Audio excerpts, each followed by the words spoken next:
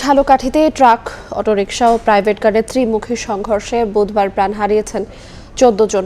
নিহতদের মধ্যে রয়েছেন রাজাপুর এলাকার একই পরিবারের ৬ জন। আর এই মুহূর্তে সেখানে আছেন সহকর্মী শাকিল মাহমুদ। বিস্তারিত জানতে সরাসরি যাচ্ছি তার কাছে।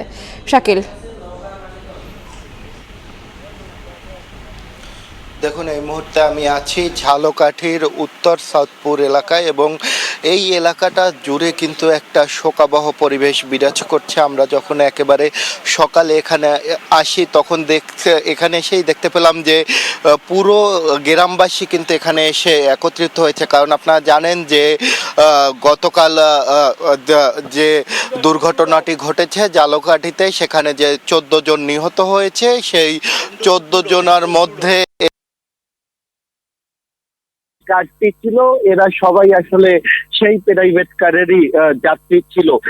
এই এই একই পরিবারের যারা তারা হলো হাসিবুর রহমান। এই হাসিবুর রহমান হলো সিলেটের একটি কুরিয়ার সার্ভিসে তিনি চাকরি করেন এবং সেই সিলেটের যে কুরিয়ার সার্ভিসে তিনি যে চাকরি করেন সেইখান থেকে কিন্তু ঈদের ছুটিতে তিনি চাকরি করেন এবং সেই সিলেটের যে কুরিয়ার সার্ভিসে তিনি যে চাকরি করেন সেইখান থেকে কিন্তু ঈদের ছুটিতে তিনি এখানে এসেছিলেন এবং তার পরিবার সহই এসেছিলেন এবং ১.৫ মাস আগে তার যে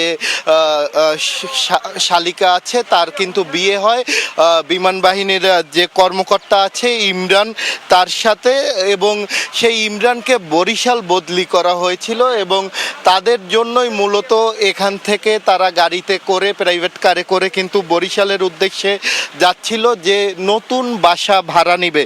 কিন্তু প্রতিমধ্যেই গাবখান ব্রিজের ওইখানে আসলে ট্রাকের চাপায় তারা নিহত হয়। এখানে যে এই মুহূর্তে এই হাসিবুর রহমানের বাড়িতে কিন্তু ৪ জনের লাশ আছে। এর মধ্যে আছে হাসিবুর রহমান, তার স্ত্রী নাহিদা আক্তার, তার ৪.৫ বছর বয়সী মেয়ে তাকিয়া ও ১ বছর বয়সী ছেলে তাহমিদ।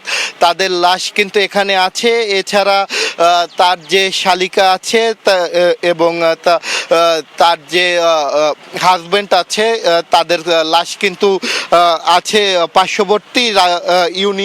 পার্শ্ববর্তী যে ইউনিয়ন আছে রাজাপুরের সূত্রাপুরে, তাদের লাশ আছে। এবং ইমরানের লাশ কিন্তু বিমান বাহিনীর যারা সদস্য আছে তারা কিন্তু এরই মধ্যে যে সকল যে সম্পূর্ণ করা দরকার যে তার লাশটি গ্রহণে সেই সকল প্রক্রিয়া কিন্তু সম্পূর্ণ করছে। এবং এই রাজাপুর উপজেলার কিন্তু যে প্রাইভেট কার যে চালক ইব্রাহিম, উনিও কিন্তু এই একই উপজেলারই কিন্তু বাসিন্দা বলে কিন্তু স্থানীয় যারা আছে তারা জানিয়েছে।